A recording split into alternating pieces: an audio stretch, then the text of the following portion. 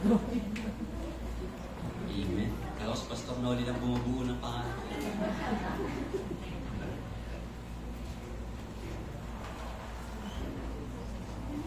Panatilihin niyo lang po nakabukas yung inyong mga Biblia doon po sa binasa nating salitan. Aklat po na ikalawang Korinto.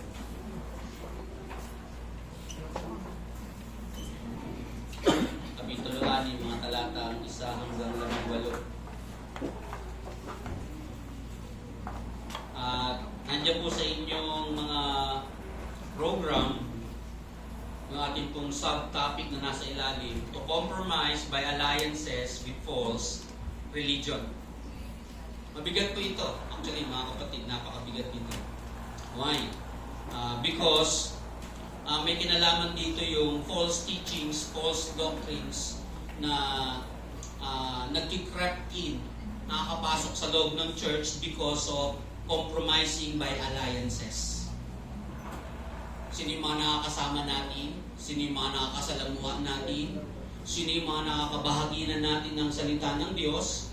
Sino yung mga nakakausap natin patungkol sa doctrine? Napakahalaga po nito para sa ating lahat. May kita natin yung pinaka-opening ng book na binasa natin. From verse 1 up to verse 13, may kita natin kung paano ba maglingkod. Paano ba ang isang lingkod ay gagawa para sa Panginoon? May kita natin dyan, at mababasa natin dyan, baka merong hindi nakapagpaalala kay Apostol Pablo na baka nagkamali ka Pablo, baka prosperity talaga dapat. May kita natin dito anong klase yung paglilingkod na ginagawa. Paano maglilingkod ang isang lingkod ng Diyos. Maraming binanggit dito si Apostol Pablo na dapat ay maintindihan natin bakit natin ginagawa ang lahat ng ito. Bakit tayo nagpapagal? Bakit tayo naglilingkod sa harapan ng ating Panginoon? At pagdating sa verse 14, may kita na natin yung paalala. Paalala na kung saan talagang hindi dapat tayo makisama. Hindi ito unbeliever lang. Take note, hindi ito unbeliever lang. May kinalaman din ito saan? Sa kung sino yung mga nakakasalamuhan natin sa pananampalataya. Mahalagang mahalaga na dapat tayo ay maingat na maingat pag pinag-uusapan na yan, doctrine. Pag pinag-uusapan ay theology. Pag pinag-uusapan ay teaching.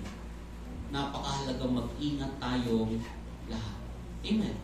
It is because kapag tayo hindi nakapag-ingat, nasa 1 Corinthians naman siya, chapter 15, verse 33. Sabi doon, do not be deceived. Amen. Do not be deceived. Sabi ni Apostle Paul, bad company corrupts good character. Amen. Bad company corrupts good character. So it means to say, sino yung ating mga nakakasama? Sino yung ating mga nakakasalamuha? And it influences people. Mapapansin natin kapag tayo nag-incorporate ng kahit na sino, later on, makikita natin tayo mismo ginagawa na rin natin yung ginagawa nila. Actually, ganun lang po kasimple. And sometimes, pinakasimpleng paraan para mag-creep in yung mga false teachings, false doctrines is through music. Mabilis makapasok doon. Mabilis makapenetrate doon. Mabilis makapasok doon through music. And isa pang mabigat na dahilan para makapasok yung mga false teachings, false doctrine is let them preach in your pulpit. Pagsalitain mo sila saan? Yun dito. Kaya napakahalaga ng screening. Napakahalaga niyan. Kung tayo ba ay pareha o pareho ng pananampalataya. Kasi kung hindi tayo pareho ng pananampalataya, hindi kita patatayuin. Saan? Sa pulpit. Because napakahalaga nito. Hindi ito basa-basa lang na nandito, naka-display dito, kaya nilagay dito para makatayo lang nandito sa harapan dito. Mahalaga ito. Amen. Hanggang po ba tayo? Tayo pong lahat ay yumuko at manalangin. Dakilang Diyos na makapangyarihan sa lahat, sa umaga pong ito, tunay po kami nagpupuri, nagpapasalamat sa iyo dahil binibigyan mo kami ng panahon, binibigyan mo kami, Panginoon, ng pagkakataon na lagi naming marinig ang iyong salita. Dahil, O Diyos, ito ang pagkain ng aming spiritual na buhay. At hindi namin din hahayaan, Panginoon, na ang pagkain spiritual na ito, O Diyos, ay masalaula ng kahit na sino paman. Kaya, Panginoon, pinag-iingatan namin, O Diyos, ang mabuting balita na aming ipinapahayag. Tulad ng sinabi mo, Panginoon, kay Pedro, kung mahal mo ako, pakanin mo ang aking mga tupa. Kung mahal mo ako, ingatan mo ang aking mga tupa. Kung mahal mo ako, pakanin mo silang lahat. Kaya, Panginoon, napakahalaga na ang makain ng bawat mananampalataya ay totoong pagkain espiritual. Upang sa ganun ay tumatag sa pananampalataya, maging matibay sa lahat ng panahon, maging matatag sa lahat ng pagkakataon. Kaya, O Diyos, samahan mo kami. Kayo po ang magturo. Kami po ay makikinig. Ang inyong lingkod, O Diyos, ay daluyan lamang ng iyong salita. Hindi ako marunong, kundi ikaw, Panginoon. Hindi ang kahinaan ko makita, kundi ang kaluwalhatian mo. Pagpalain mo ang iyong mga anak na makikinig sa umagang ito. Pagpalain mo ang bawat sa amin sa pangalan ng anak na si Jesus. Amen. Amen.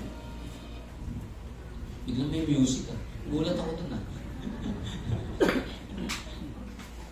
Okay.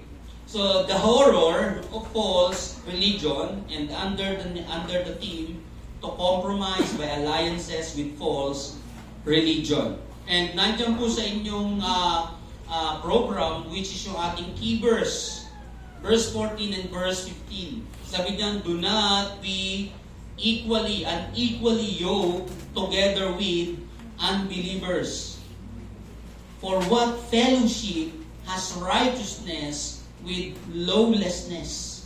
And what communion has light with darkness?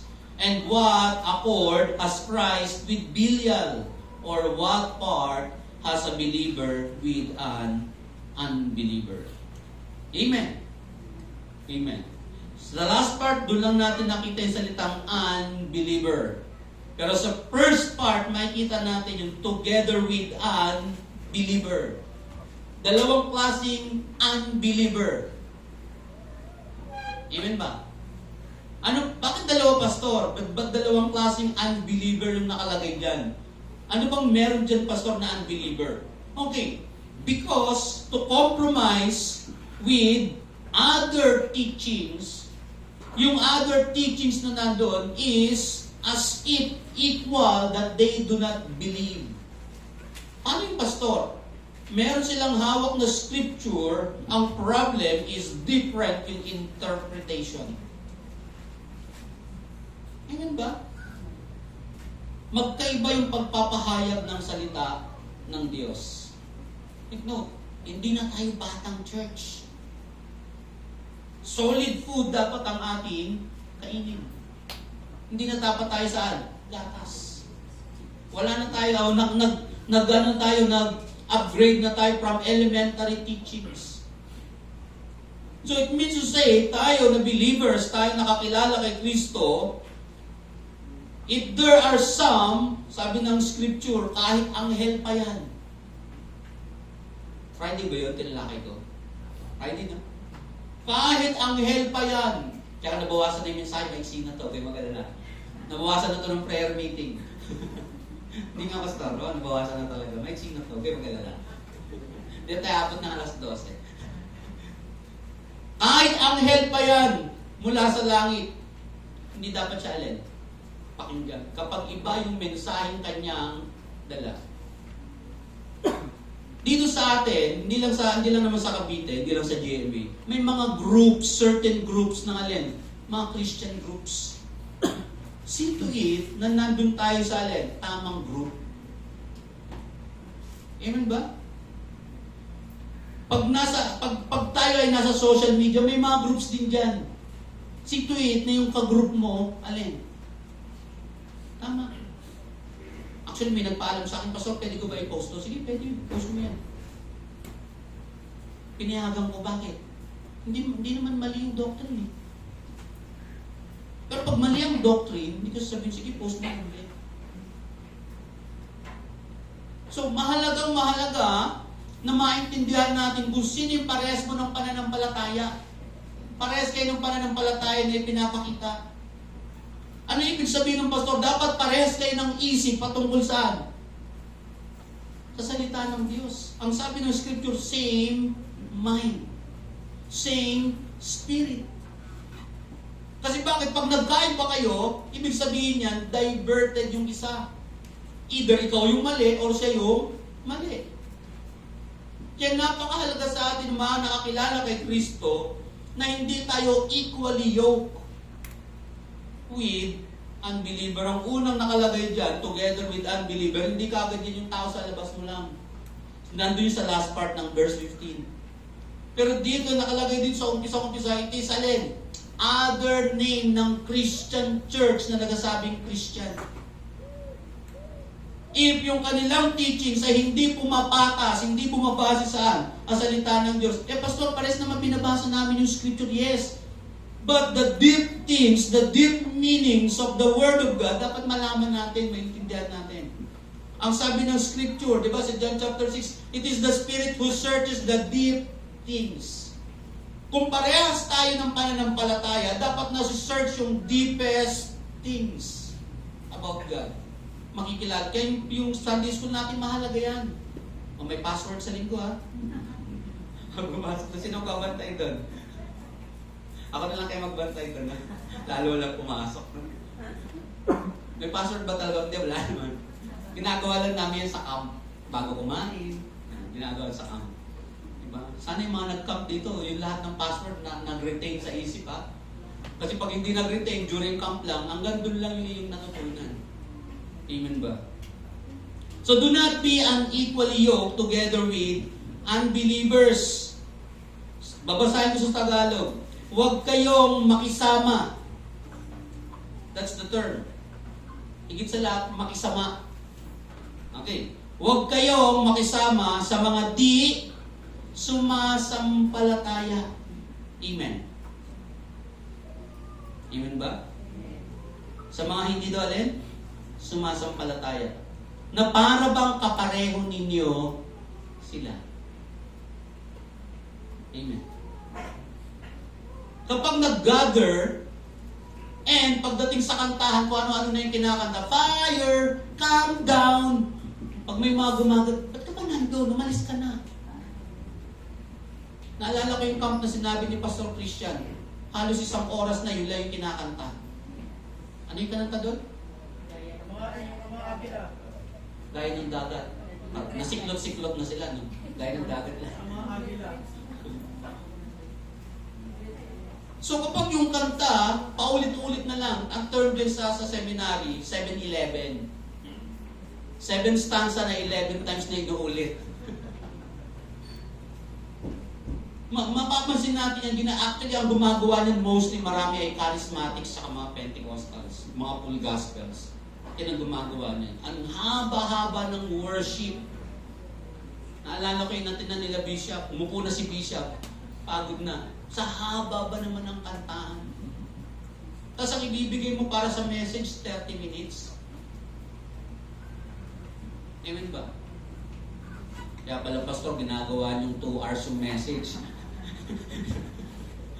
Pinagpapalit na. Hindi po. Kasi mahalaga ang word.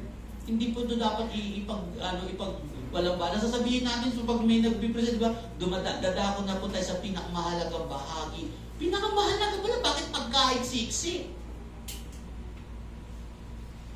Pagka konti-konti ng oras na ilalagay, sabi mo pinakamahalaga. Amen ba? Main course. Alam mo, main course mo, sabaw na lang. Sa umpisa sinaserve yung sabaw. Saka mga appetizers. Ang mag-serve mo sa main course, sabaw lang, wala na eh, bus na. Amen ba? Kaya kapag sobrang haba ng worship, aantokin kayo habang nagpipreach kasi pagod na kayo. Tama ba? Baka may nantok na, tapikin nyo na. Puyat kagabi. Sa social media. Huwag kayong makisama sa mga di sumasampalataya na para bang kapareho ninyo sila? Maaari bang magsama ang katuwiran at ang kalikuan? Amen. Pwede ba magsama ang false teaching at ang true teaching? Pwede ba, mga kapatid? Pwede ba mag-join yun? Tara, join tayo. Mas marami tayo masira, mas marami makakakilala. Pwede ba yun? Pwede ba yung magsama yung dalawang yun? Hello, mga kapatid, pwede ba magsama yun? Hindi pwede magsama yun. Bakit? Magkukontradict kayong parehas. Pagtatalo kayo. Kasi bakit hindi parehas sa inyong alin? Mensahe. Magkaiba. Amen. Kaya nakita niyo sa post ko, dapat tayo mga Christians, ano tayo? Theologians. Hindi po si pastor lang ang theologians, dapat lahat tayo alin. Dapat lahat tayo may alam sa doctrine. Amen. Kaya atin tayo ng Sunday school. Because doctrine yung nandun. Kanina kung nakita niyo yung mga nakasulat doon, yung mga nakalagay doon, kung nandito tayo during Sunday school, alam natin kung ano yung gagawin natin pag meron tayong mga nakakasalamuang ibang doktrina. Hindi naman para magyabang ka, makipagdebate ka, hindi para itama yung mali nilang alin. Pero hindi makikipagtalo yun sa'yo. Tama ba? Hindi papayag yun na tama ka ay sila mali. At syempre, hindi ka rin papayag na sila tama, ikaw mali. So kung hindi papayag yung kausap na yun, sabi mo lang, sige, mag-iwalay na tayo, hindi tayo pwedeng magsama. Bakit hindi pwedeng magsama ang liko sa tuwid? Amen. Pwede bang, sabi niya, maaari bang magsama ang katuwiran at ang kalikuan? O kaya ay ang liwanag at ang kadiliman? Amen. Hindi pwede magsama yung liwanag at dilim. Pinaliwanag ko yun sa church sa Alta. Na ang gabi at umaga, hindi nagsasama. E paso ba't may umaga at gabi? Siyempre, umiikot ang earth natin na nakahang siya ng 23 degree. Kaya may liwanag at dilim. At kapag umiikot siya sa axis niya sa nasa orbit niya sa sun, kaya meron tayong summer, meron din tayong winter, sa iba pala yun, wala tayong summer, wet season at dry season sa atin. Dalawa lang. Di ba? Oh, nasa Amerika tayo, 4 season. Kaya merong ganon, in order na malaman na hindi talaga pwede magsama yung liwanag at dilim. Hindi pwede magsama. Maaari ba ang magkasundo? Sino daw? Si Kristo at ang Diablo. May kita natin sa temptation, sa Matthew chapter 4, hindi sila magkasundo. Amen ba? Pero hindi naman sinabi ni Jesus Christ, okay, magbati na lang tayo. Ano sabi niya kay Satanas? Lumayo ka, lumayas ka.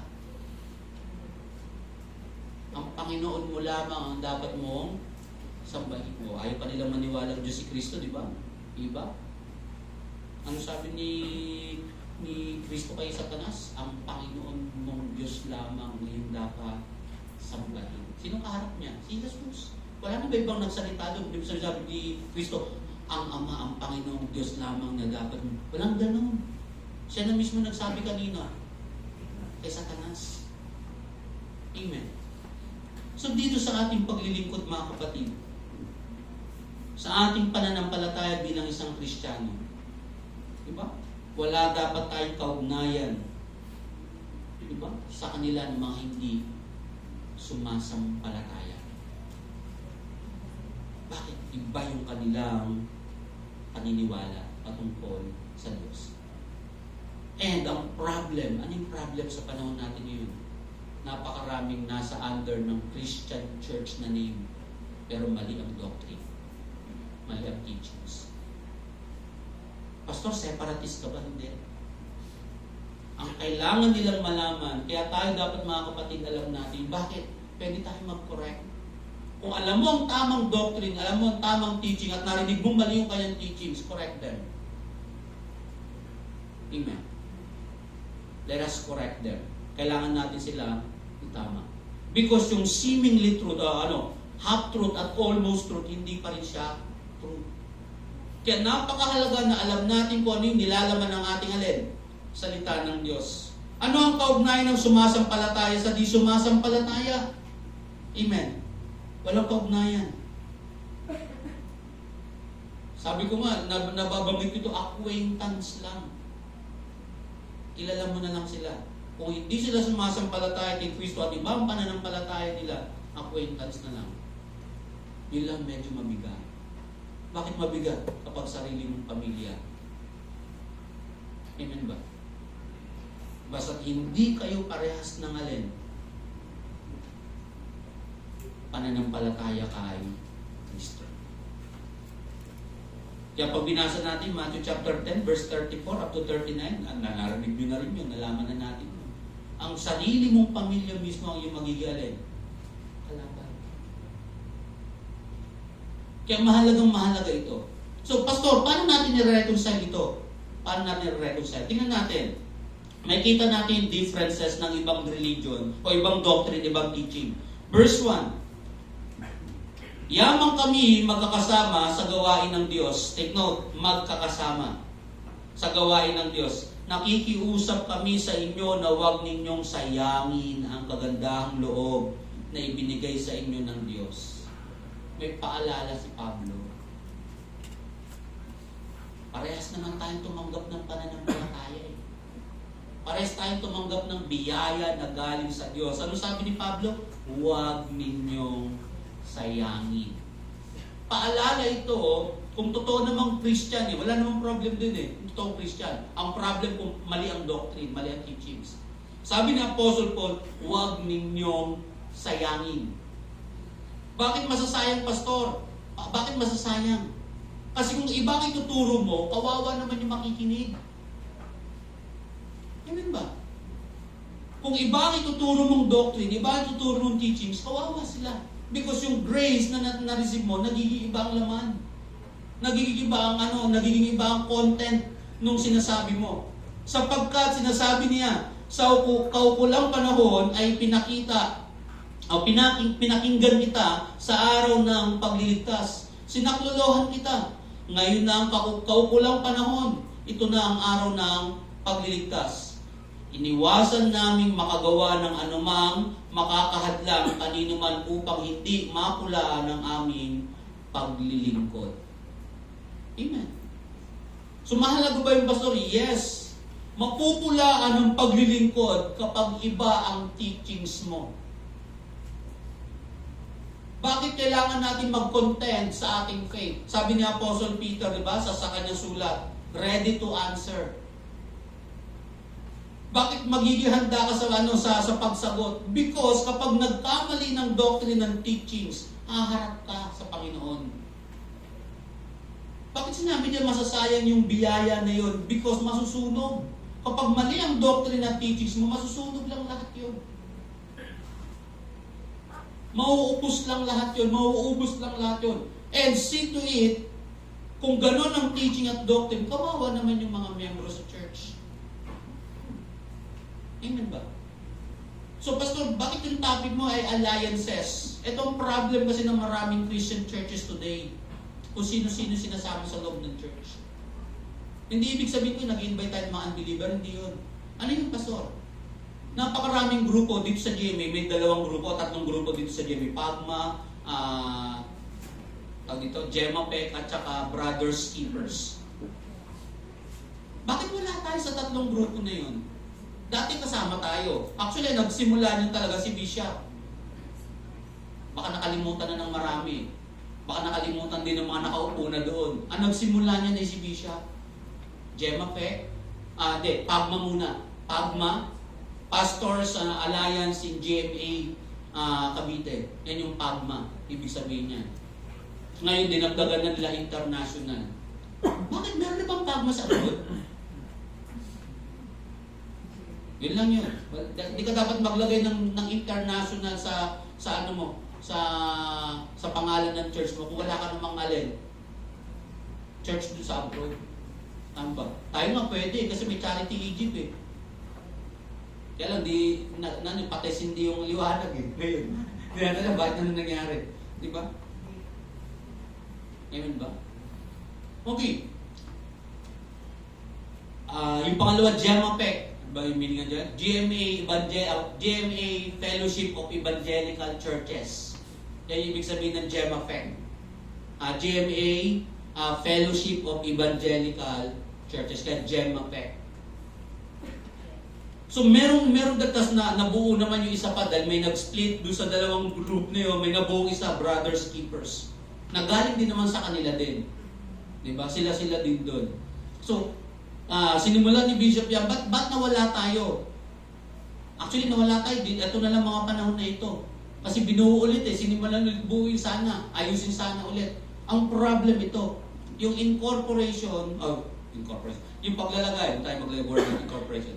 Yung paglalagay mo, pagsasama mo ng mga grupo, mga churches na alin, iba yung doctrine, iba yung teachings. Tapos mag-a-agree kayo. Kasabihin nyo, isa lang ang Panginoon nyo. Tapos magkakaiba kayo ng teachings. Hindi pwede yun. Yung sabi ni Apostle Paul dito, huwag ninyong sayangin ang kagandahang loob na ibinigay sa inyo ng Diyos. It is because kapag naglagay tayo dito sa loob ng church ng mga maglalagay ng basura, dinudumihan nilang alin? Katawan nino ni Kristo. Hindi tayo pwede mag-alin, makipag-join. Umalis tayo. Tama ba? Wala tayo sa tatlong grupo na yun ngayon. Although si Bishop pa nagsimula ng dalawa, pero wala na tayo dun sa dalawa. GEMAFEC at PAGMA. Because sino ba yung mga nandun? Merong may OPIR doon. Yun ba? Ano bang OPIR? Cult. Bakit mo ipapasok? Because merong something na ibibigay para sa church? Para mamalagyan ka ng building yung church mo? Mapatayon ka ng building? Kanino ka umaasa? Sa Diyos? O sa kanila? Yun ba? So kahit sabi, hindi naman kami himingi. Bakit ka nakikipag-fellowship sa kanila? Nakalagay dito. Diba? Fellowship, yan o. For what fellowship? As righteousness with lawlessness. Anong fellowship meron ka doon? So sa pagdating ng ating Panginoon, sabihin, ngayon na ang kaukulan ng panahon ito, na ang araw ng pagliligtas. Pag dumating yung araw na yon, ito yung lagi ko nababanggit, kaya maraming ayaw din sa akin, maraming may iwan sa pagbalik ni Kristo na nasa pangalang alin? Christian Church. Bakit mo iwan, Pastor? Because you associated yourself together with the unbeliever. Sa mga hindi naman sumasampalataya kay Kristo. Or, iba yung pananampalataya patungkol kay Kristo. Amen ba? Verse 3, iniwasan namin makagawa ng anumang makaahadlang kanino man upang hindi makulaan ng aming paglilingkod.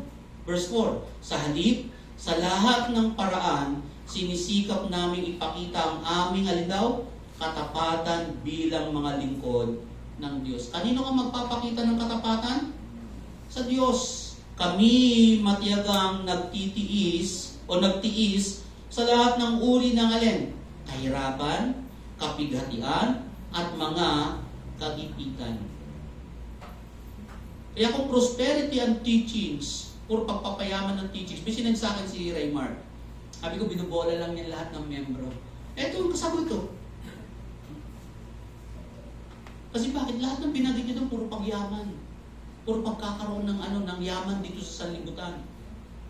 Ang ganda pa naman ng pangalan ng church, Zion. Diba? Hindi ko alam kung saan lugar rin. Ako na sabihin kung saan lugar. Ganda ng pangalan ng church, Zion.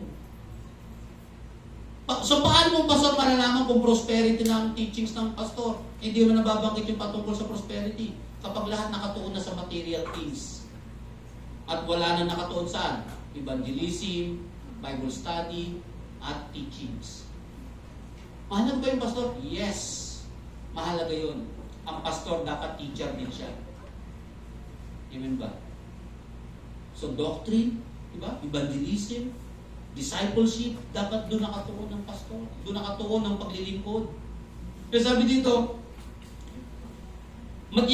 sabi niya na, kami matiyagang nagtiis sa lahat ng uri ng kahirapan, kapighatian, at mga kagipitan. Talagang dadanas tayo niyan. Kasi nandito tayo sa sanlibutan.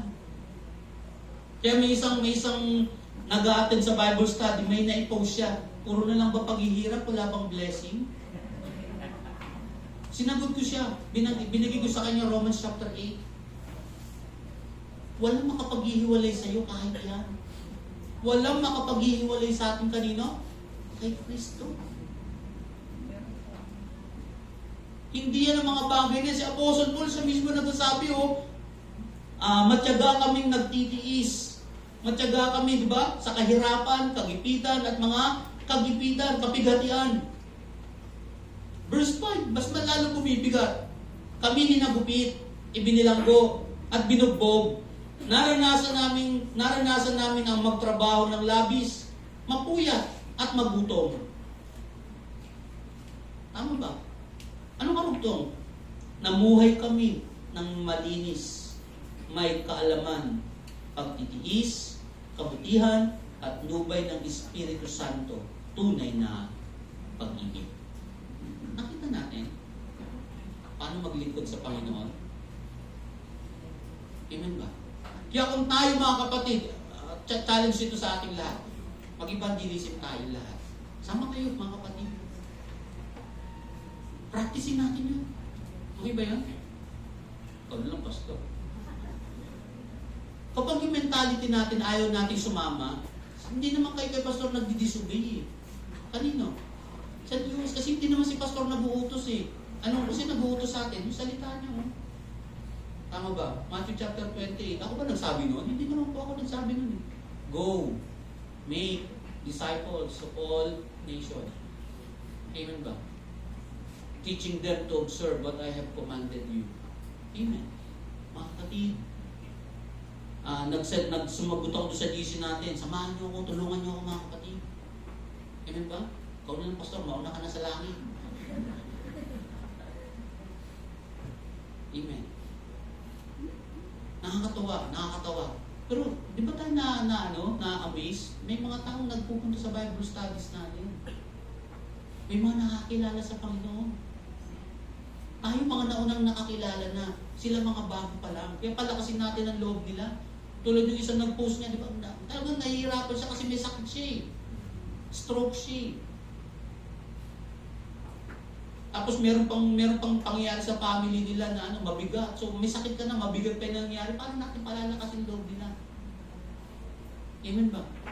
Pero kapag nakita nila yung presensya nyo, lalakas ang loob niya, matutuwa sila. Paano pag gano'n, Bible study tayo bukas, sunod, wala ka na. Paano lalakas ang loob ng mga taong yun? Mga kapatid, hindi po malapit yung ating Bible study na pagtawid mo sa kabilang kalsada, nandyan na. Hindi po gano'n. Pupunta po tayo sa ibang lugar. Basta ba't ka pa magpapakahirap mo? Diyan ka lang sa kapitbahay mo. Ang tanong, may kapitbahay ka din ba? Di ba? Bakit si pastor lang inaano mo? Ikaw, may kapitbahay ka din ba? Amen ba? So, samahan nyo lahat na kung ano yung paraan ng paglilingkod sa Panginoon, gawin natin mga kapatid. Amen. Kung lahat tayo merong gift, amen ba? Okay, talisin natin yung lahat ng ayaw nyo. May matitirang isa pa rin eh. Ayaw nyo mag-evangelize? Okay. Ayaw nyo sumama sa mga Bible studies, mga follow-ups? Okay. May matitirang isa. Ano yung dulo? Giving. Magbigay ka na. Para matulungan mo lahat ng alin, gawain ng Panginoon. Baka ayaw mo pa rin yun. Hindi ka Kristiyano. Kung wala ka ng lahat ng gift na yun. Amen. Amen ba?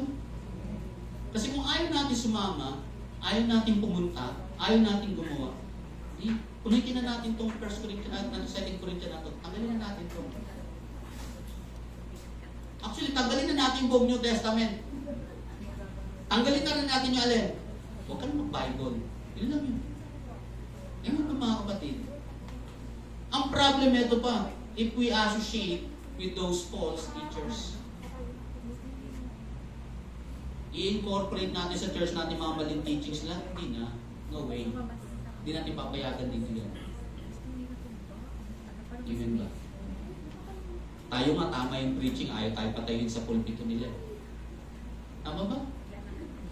Sino gusto patayuin doon? Amen. Gumanti ka lang din naman, pastor, hindi mo sila pinatayo. Ano ba di mo sila patatayo? Ano sasabihin nila? Di ba? False teachings? Hindi ko gagawin ko. And yet, kahit sabihin natin tama yung teachings, sino yung associate mo? Sino yung mga kasama mo? Sabi ng scripture, di ba? Sabihin mo kung sino kasama mo. Sabihin ko kung sino ka. Kahit ang galing mo sa preaching, kung mali ang kasama mo, bad company, perhaps good character. Amen. Kami hinagupit, ibinilanggo. Oh, may nabilanggo din naman, di ba? Pero ibang klaseng pagkabilanggo naman.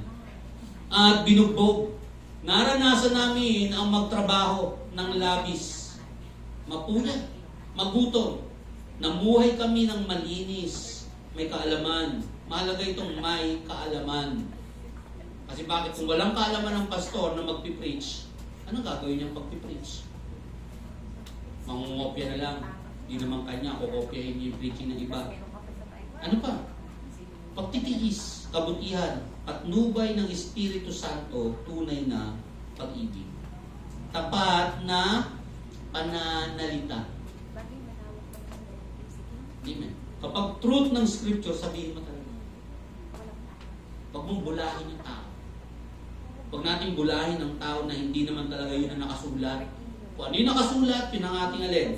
Sabihin. Tapat na pananalita. At kapangyarihan ng Diyos. Bakit sinabi ni Apostle Paul dito kapangyarihan ng Diyos? Kapag tayo nag-evangelize, sabi ng Romans 1:16, kaya hindi ka dapat mahiya. For I am not ashamed of the gospel. Why? It is the power of God unto salvation. Hindi mo dapat ikahiya ang mabuting balita. Kaya hindi ka dapat nahihiya. Nalin, ipahayag sino? Si Kristo. Kaya nga, niyayaya ko kayong lahat mga kapatid.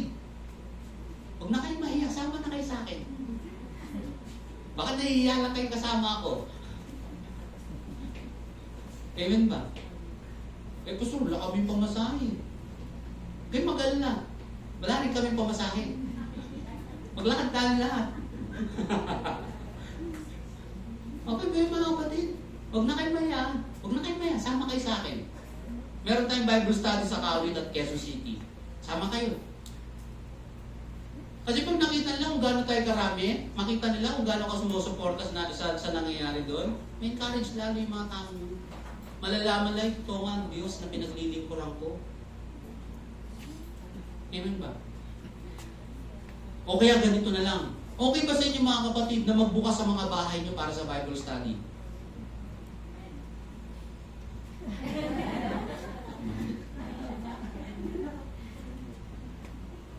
Okay ba yan? Okay ba sa inyo? O hindi okay sa inyo?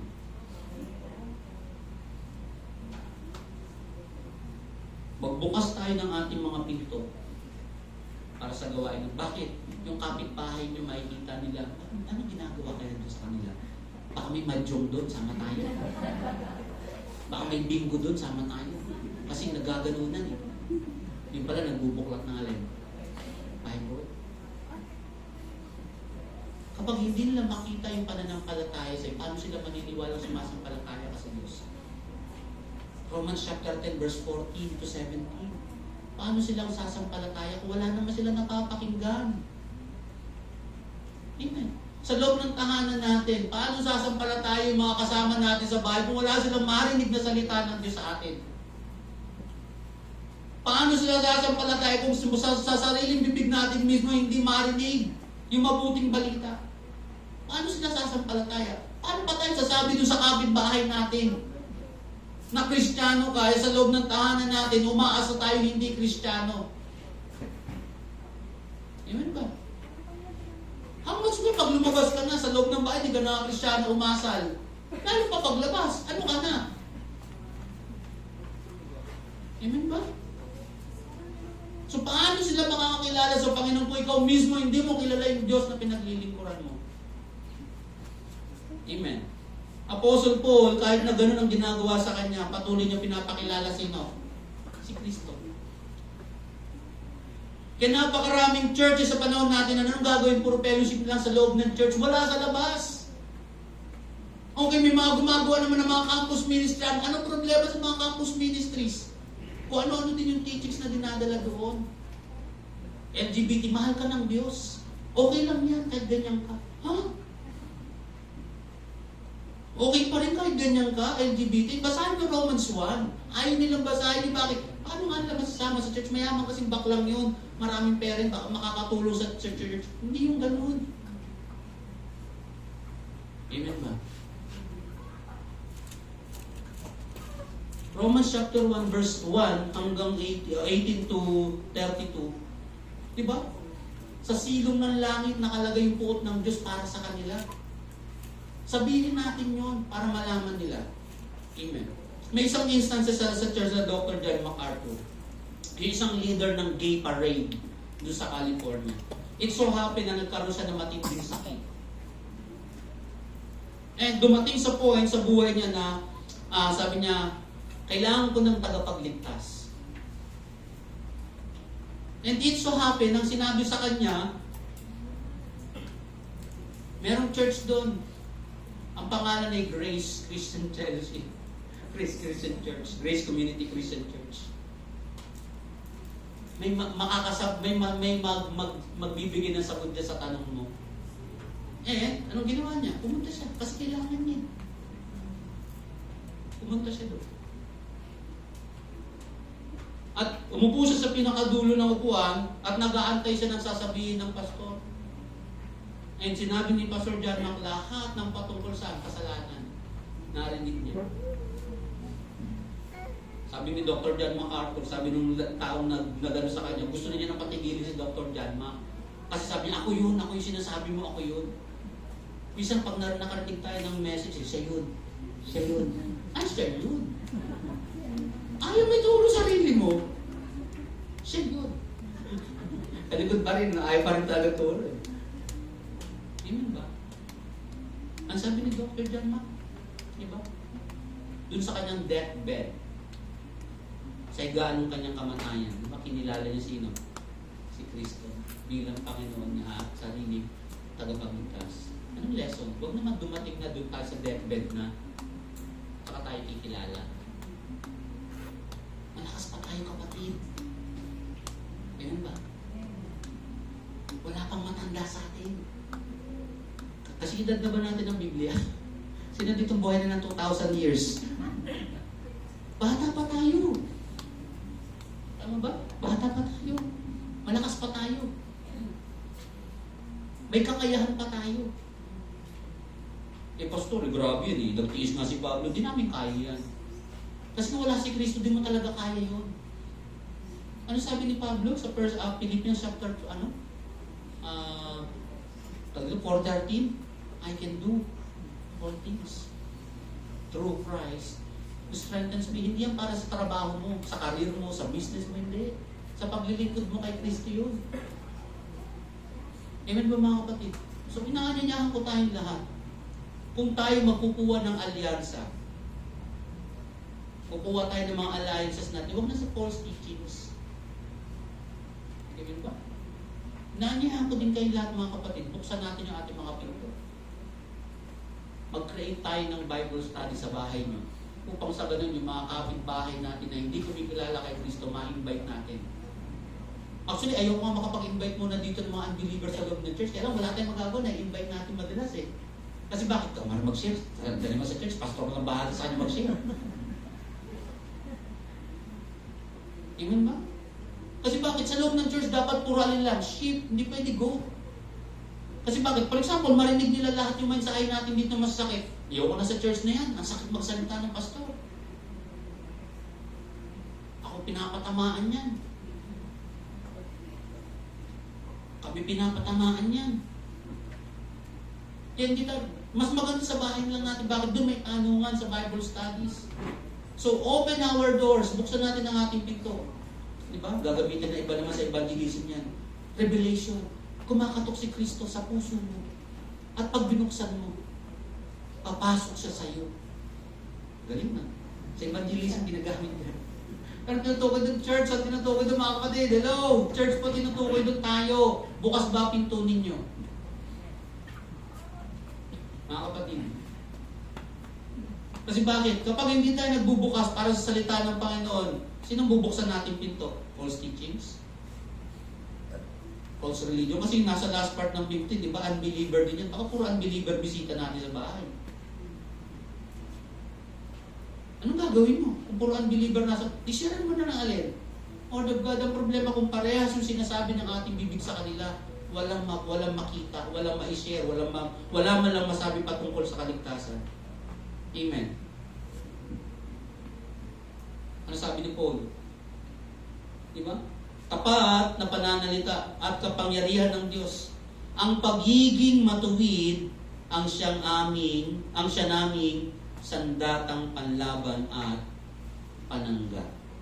Amen. Ang pagiging, how can you be righteous kung wala tayong word? Tayo magiging matuwid sa sarili nating paraan. Magiging matuwid lang tayo sa salita ng Diyos. Amen ba? Doon lang tayo magiging matuwid. Doon lang din magiging tama yung ating teaching, yung ating doctrine kung tayo lagi magbabasa ng Biblia. Kahit si pastor, pwede niyo siyang tanungin. For example, may nabasa kayo, pastor, ano bang ibig sabihin nito? Okay, may nasabi si pastor at nabasa mo din yun. Lahat yan, kung meron kayo MacArthur Study Bible, mas maganda. Gamitin niyo talaga yun. Gamitin niyo talaga yung MacArthur Study Bible at basahin niyo yung commentary na nandoon. Kasi bakit? Pag binasa niyo lang nandoon, di babasahin yung commentary, paano malalaman kung ano kayo mas malalalim? Gamitin talaga natin.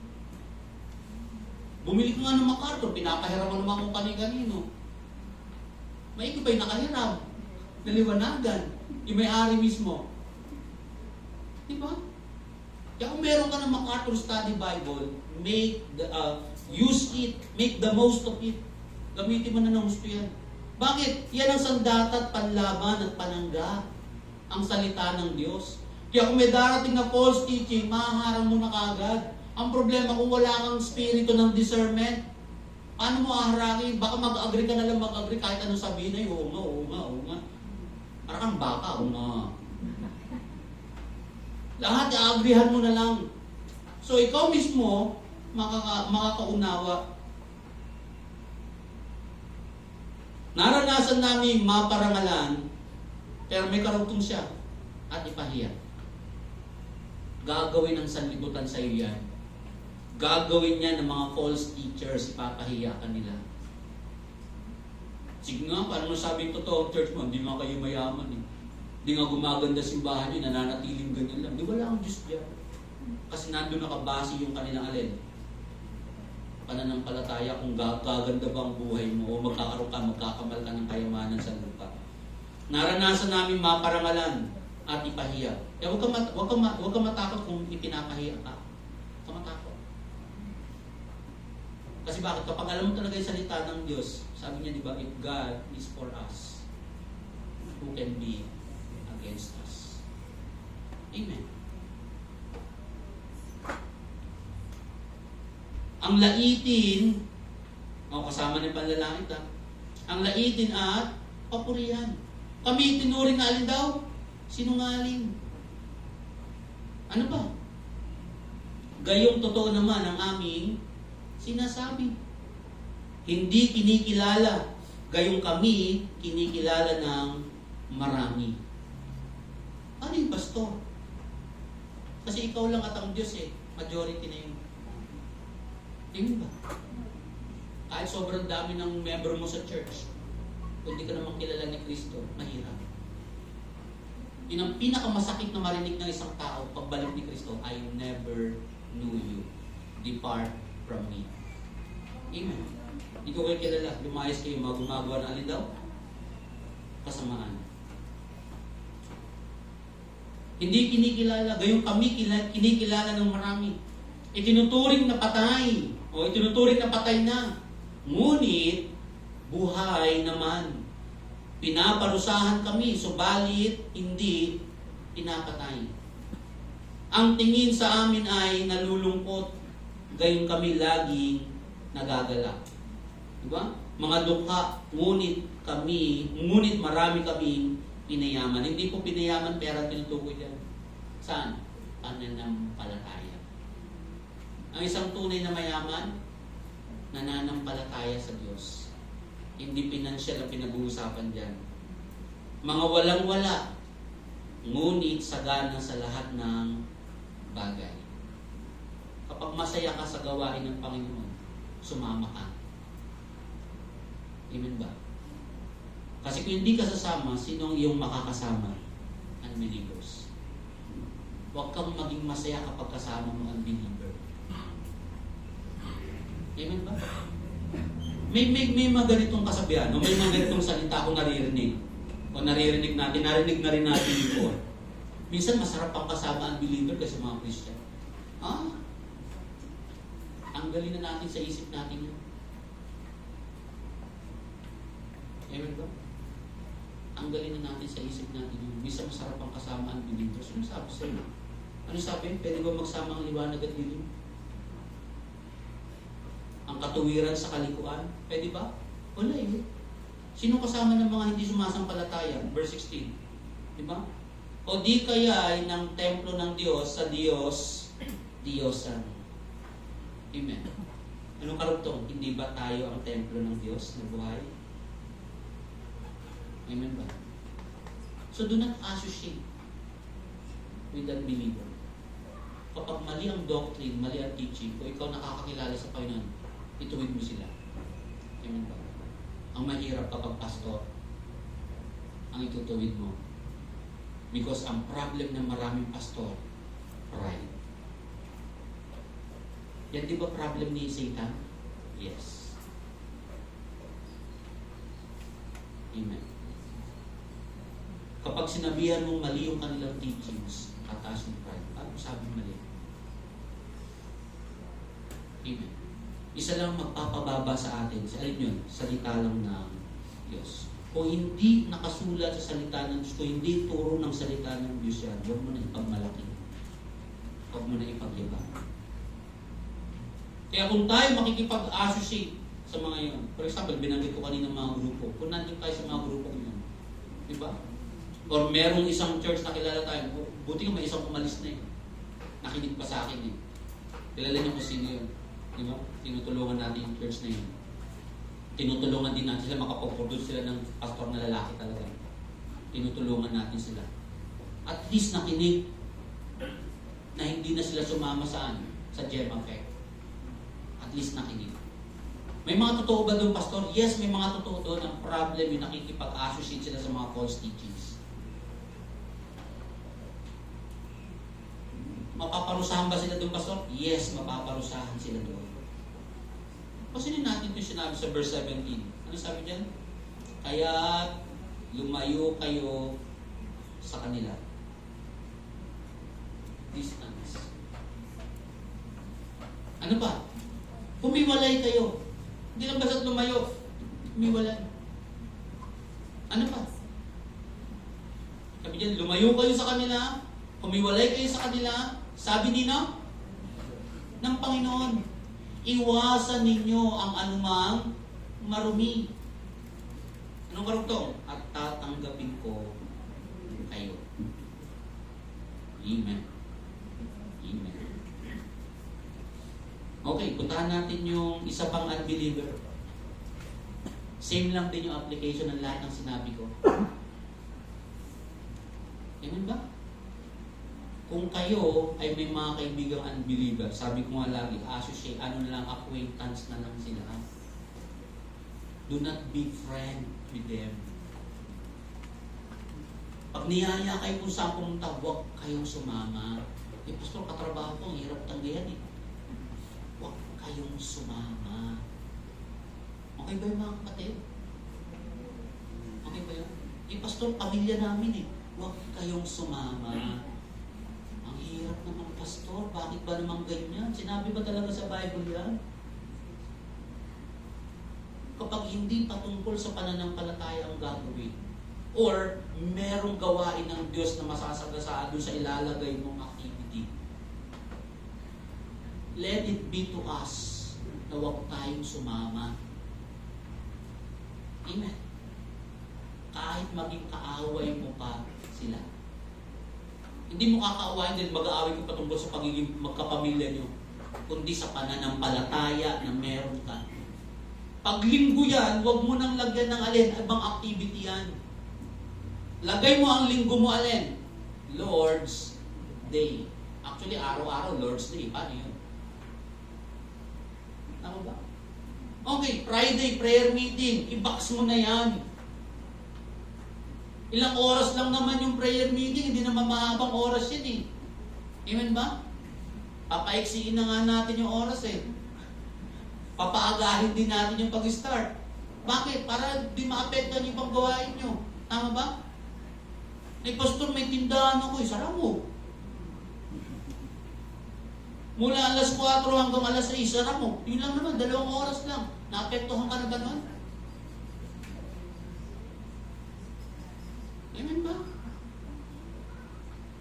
Paano yung pastor? Driver ako eh. Di ka papigilan yan. Driver ka eh. Alam mo, pigilan ko. Preno mo. Punta ka sa church. Kaya mo muna yung mga pasayero mo nandiyan sa taas. Hindi naman pwede yun.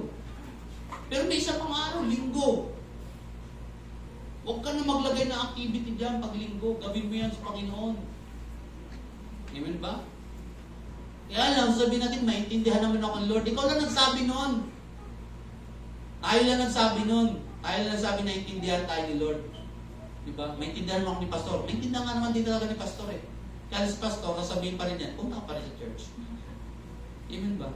Kasi bakit wala tayong kinalaman sa kung ano man ang meron sa kanila patungkol sa hindi pananampalataya. Pag sa pananampalataya, ay di magkasundo tayo. Pag hindi sa pananampalataya, hindi tayo magkakasundo. May mabigat talaga yun.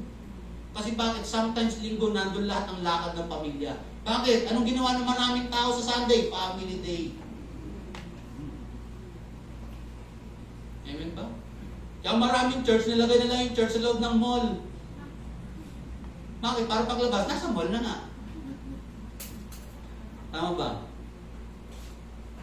Or minsan, naglagay ka ng schedule, may ipit tayo sa oras, di ba? Tagal naman mensahe ni Pastor, pag alas 12, sabi niya, saglit lang mensahe niya. Pag alas 12 na. Sabi niya, ubus na ng Friday. Pag mahaba pa. Kasi bakit? Naglagay ka rin ng appointment mo na maapektuhan yung gawain mo sa Panginoon. Amen ba? Yung oras natin sa church from 8 to 11, huwag ka na maglagay ng schedule na maapektuhan ka doon. Amen ba? Yun ang nga na yung oras eh. Gusto nyo talaga malaman yung oras ng pagsamba? Mula sa pagsikat hanggang sa paglubog, kanya yun. Amen ba? Tayo, naglagay nga lang tayo ng 3 oras. Oh. Amen ba? Iba nga, 2 oras na lang. Iba nga, 1 kalahating oras na lang. Okay, baka may church pa, 30 minutes lang na church, no? Para lang Bible study.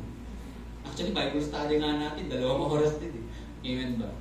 Kung nanonood kayo sa mga live, thank you. Thank you po kung nanonood kayo sa live. Huwag naman nag-view, tapos nag-left na rin kagad. Kasi nakikita ko na minsan nag-view. So wala na, hindi ko na makita. Parang isa na lang ulit yung nanonood. Amen ba? Kasi bakit? Di tayo pwede makapagsinungaling sa Diyos. Di ba? Nakita yung post ko isa. Galing lang din sa kapatid natin sa Panginoon yun. Kaya sa ibang bansa yun. Makapagsinungaling ka sa bata, makapagsinungaling ka sa asawa mo, makapagsinungaling ka sa ano pa ba nakalagay doon? Kahit sa sarili mo, makapagsinungaling ka. Pero sa Diyos, hindi ka makapagsinungaling. Amen. Sabi natin kanina, Psalms 139, verse 7 to 13. Sa Diyos lahat liwanag, walang dilim. Amen ba? Sabi ng scripture, di ba? In Him there is no darkness. Lahat liwanag. Amen ba? Mga kapatid, bakit mo sinasabi ang pastor, gusto ko kayong yayain lahat sa gawain ng Panginoon. Kasi bakit? Napakaraming false teachings na lumalagana. Amen ba? Napakaraming maling relihiyon na kumakalat na. Kanina marami na ako binanggit, tatlong relihiyong mali na binanggit ko kanina. Di ba? Iglesia ni Cristo, dating daan, at saka Roman Catholic. Mga false religion na talaga yan. Di ba? Minsan nakakalungkot kasi yung isang ninang kong pastor, hindi pala pastor, wala babaeng pastor. Yung isang ninang ko, anak niya nandun lahat. Di ba? Dating nandun sa kanila, nandun na sa dating daan. Di ba? Nakakalungkot. Kasi bakit? Kung ikaw ay nagsasabi ng katotohanan, pinapakita mo liwanag, dapat naliwanagan na sila. Amen ba? So mga kapatid, niyayaya ko kayong lahat, mga kapatid. Itong ating binasa sa Korinto ito, wala tayo sa Korinto, nandito tayo sa GMA. Pinamamani ko sa inyong lahat, mga kapatid, magsama-sama tayo sa lahat ng gawain ng Panginoon. Amen. Wala to. Ubusin ko na to.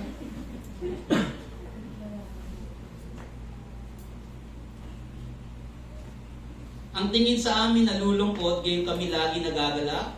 Di ba nakita niyo naman yung video namin? Pinababa na kami ng alanganin, pero nakangiti pa rin. Baba naglalakad, nagtatawanan. Mga dukha, mga dukha? Di naman naman. Nabanggit ko ito kahapon. Pag tayo mag-church, so tingin yung pinaka-the-best. Amen ba? Mahal kasi pastor, may UK naman. Dito to yun. Pag tayo mag-church, wear your best dress. Amen. Mainggit ka pag nakasabay mo yung iglesia ni Cristo, naka-gown. Totoo yun. Pag lalaki, naka-tuxedo pa iba, naka-Amerikana, naka-necktie. Tama ba? Hindi ko inaanin mga suot natin ngayon. Paalala na to sa atin ulit ngayon. Ngayon, yan ay huling araw na suot nyo yan. Pero kung dress nyo talaga, hindi naman. Bakit, pastor? Aharap tayo kanino? Sa Diyos. Amen. Amen ba? Galit ka ba sa amin, pastor? Hindi po galit. Mahal na mahal ko kayo at mga kapatid. Kaya tinuturo natin yung alin? Doktrina. Tinuturo natin ang aming teachings. Amen ba? Wear your best dress. Kung may barong ka, suotin mo na. Hindi ko na dadagdagan yun. Hanggang doon na. Diba? Suotin natin. Kung meron kang long sleeve, mag-long sleeve ka. Pastor, daw sanayin. Sanayin na natin. Pastor, daw sanay magdala ng Bible, magdala ka na. Pastor, daw mas sanay magbasa. Di magbasa ka. Ang problema na ako din para magbasa. Talagang problema yun. Amen ba mga kapatid? Hindi naman dahil susutan, agad-agad, titignan ko, mas maganda dapat ako. Hindi gano'n. Gawin na natin lahat ngayon, mga kapatid. Ngayon, gawin na natin. Bakit? Bakit kailangan natin gawin na ngayon? Kasi isang araw babalik si Kristo. Kailan mo pagagawin yan? Paghuli na ang lahat? Diba? Kaya sabi ko kanina, yung binanggit ko kay Dr. Jalma, doon ka na sa deathbed, tsaka pakikilala sa Panginoon. Naalala ko isang tatay din dito sa church. Pastor, gumaling lang ako. Sabi niya, Pastor, gumaling lang ako. Maglilingkod na ako. Pinagaling ba ng Diyos? Hindi na. Kinuha na siya ng Diyos. Bakit kinuha na? Kasi kahit gumaling ka na maglilingkod, ilang yung mas nakakaalam sino? Ang Diyos. Kasi nga hindi tayo pwede magsinungaling sa Kanya. Kaya ngayon pa lang habang narinig natin ito, huwag natin patigasin yung ating mga paanyaya ko lahat mga kapatid. Sama kayo sa lahat ng gawain. Mga taga-Korinto, tapat, sabi yan ha, mga taga-Korinto, tapatan ang pagsasalita namin sa inyo. Tapatan ang pagsasalita namin sa inyo. Binuksan namin ang aming puso sa inyo. Hindi namin isinara ang aming puso sa inyo. Kayo ang nagsara ng inyong puso sa amin. Amen. Ngayon, sa inyo naman, tapat ang sinasabi ko sa inyo. Bukas ang aking puso. Huwag tayo magsara. Amen ba? Kailangan ko talaga ang tulong nyo lahat. Amen. Kailangan ko ang tulong nyo lahat. Hindi po ako magaling. Hindi po ako mahusay. Katulad nyo lang din po ako naglilingkod sa Diyos. Amen. Kailangan ko lahat ng tulong na magagawa ninyo. Amen. Lumang-lumang example na ito. Yung walis tingting, hindi siya makakawalis ng marami kung isang piraso lang. Amen. Naging tema na natin to, working. Kapatid, nasa na yung togetherness natin. Baka kanta na lang, we're together again. We're together. Sira pala yung CD. We're together. Talo ng talo. Mga kapatid, diba?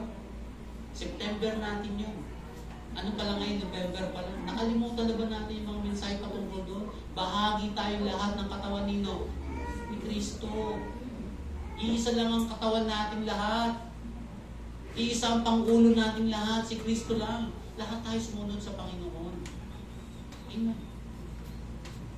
Yung mga false teachings, false religion, lahat sila nagsasama-sama talaga. Ganun sila karami. Taas tayo, konti na nga lang tayo, di pa tayo magsama-sama. Kasi nasabi nila, hindi kayo totoo. Hindi kayo nagkakaisa. Amen. So kung totoo tayo mga kapatid, magkaisa tayo sa gawain ng alin? Panginoon, pinamamanhid ko sa inyong lahat. Pinamamanhid ko sa inyong lahat mga kapatid. Magtulungan tayo sa gawain ng Panginoon. Huwag tayo magsara ng ating mga puso. Pinakausap ko kayo bilang mga anak. Pastor, di ka naman namin tatay. Bata-bata mo ba eh. Hindi mo tinutukoy ito. Spiritual na buhay ito. Kinakausap ko kayo bilang mga anak. Buksan naman ninyo sa amin ang inyong puso tulad ng ginawa namin sa inyo. Kasi bakit? Kapag hindi nangyari yung sinong bubuksan mo? Unbeliever.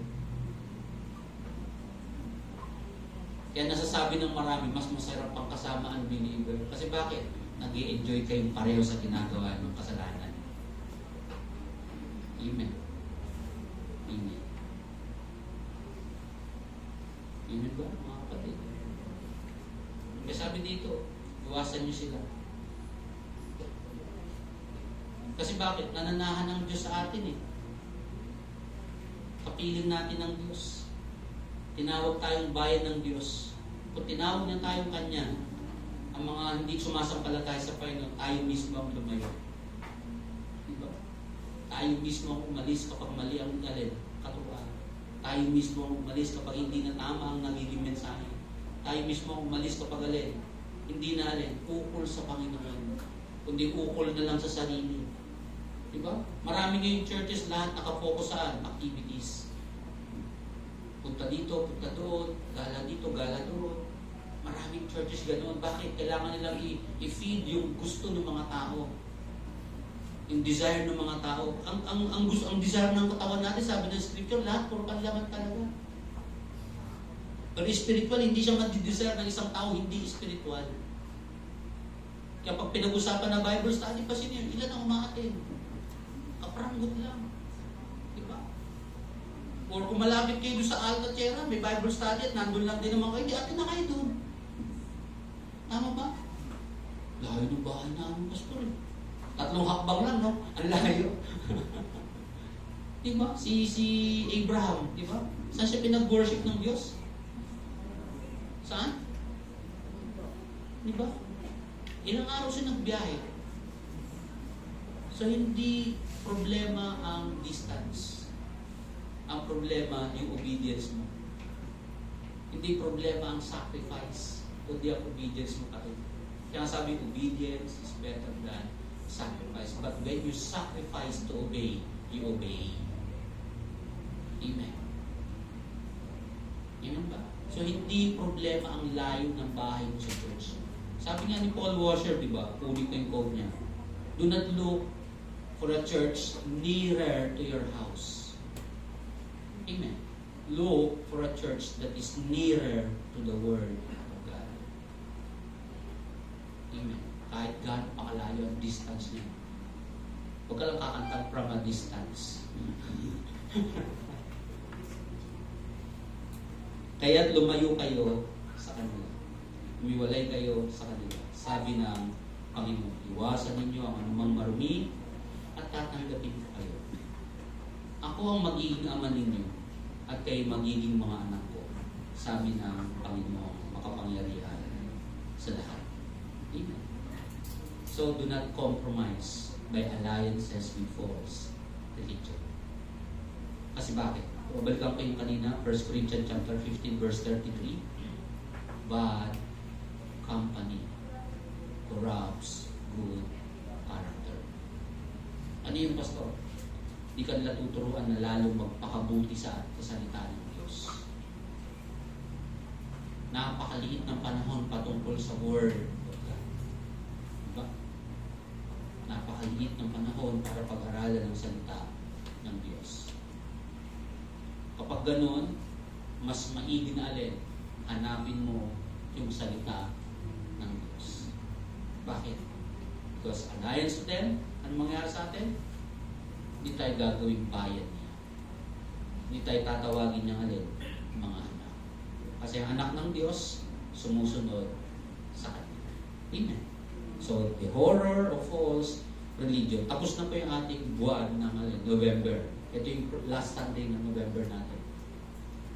So, sana maalala natin yung mga mensahe every Sunday about false teaching, false doctrine, false religion. Maalala natin. This coming December, yung ating pong tema, the best Christmas. Magiging the best lang yan kung kilala mong gusto sino, si Kristo. May mga topics na tayo nakalagay doon. Actually, may nangihingi. May nangihingi ng topics na yun sa akin. Naka-oo naman ako. Kaya lang, iniisip ko, baka masayang lang. Baka hindi rin ma-preach ng tama, masalahula lang. Gamitin lang yung tema mo, pero hindi naman pala yung laman. Kaya sasabihan ko na lang ulit, saka na lang. Pag naging tama na yung doctrine mo. Kasi bakit babae yung pastor nila doon?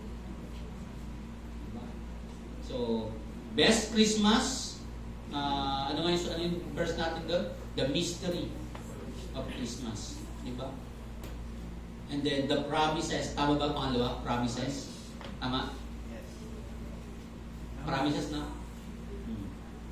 And then pangatlo, the Spirit. And then pang-apat, 5 linggo kasi, pang-5 kay Jesus Christ na. Jesus of Christmas. Amen. And then pang-5, yung pang-5 natin, nakalagay doon. Pinost ko na yun sa GC natin. Eh. The power of Christmas. Christmas truth. Amen ba? So hindi tayo yung suntok sa buwan pag gumawa ng mensahe. Hindi tayo yung parang bingo. Itong week na to. Wala tayong ganun. Meron tayong sinusundan. Amen. Month-long yung ating topics. So mga kapatid, hindi ko aalisin sa inyong pandinig.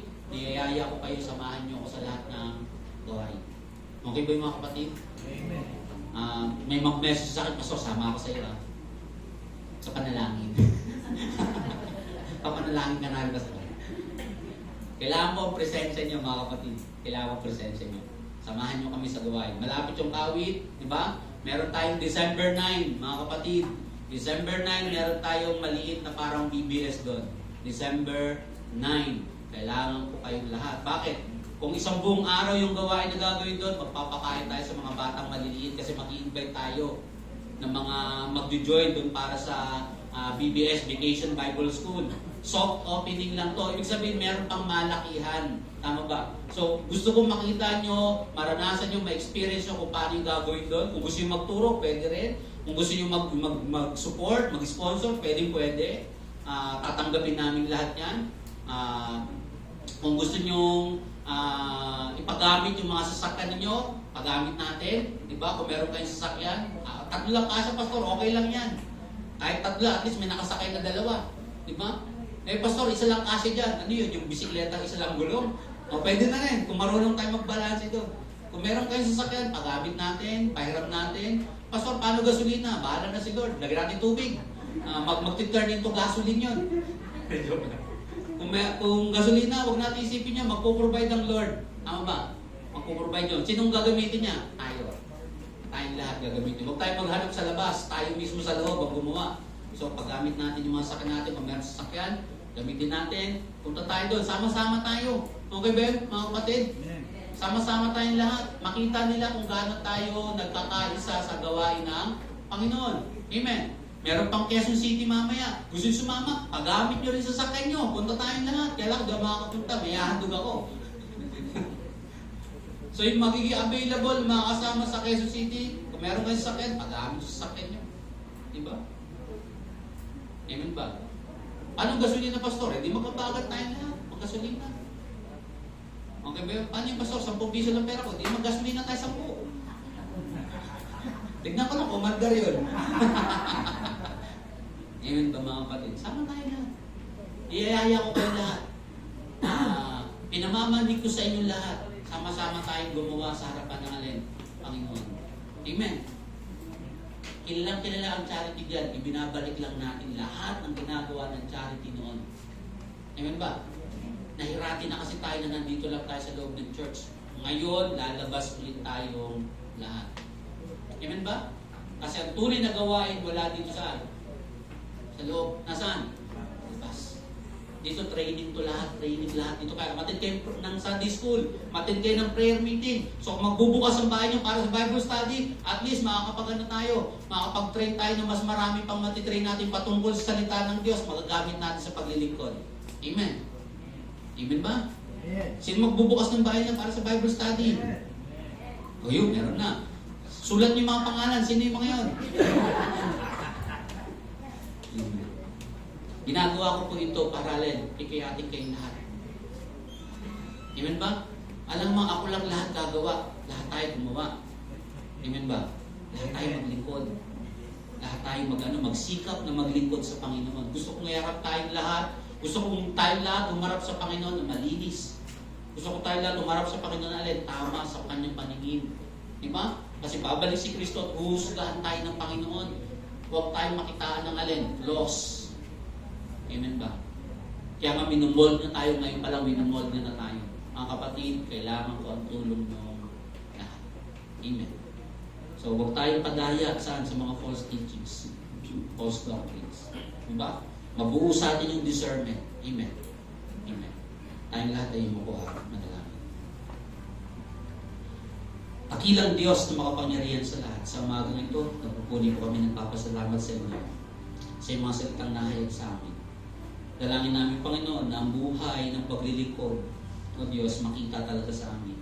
At higit sa lahat, huwag kami mag-associate, O Diyos, sa mga hindi kumikilala sa iyo, sa mga hindi sumasampalataya sa iyo. Kahit kaparehas pa ng pangalan ng simbahan ay may pangalang Christian Church. Lord, hindi yun ang basis ng true doctrine, but your word, yung salita mo, Panginoon.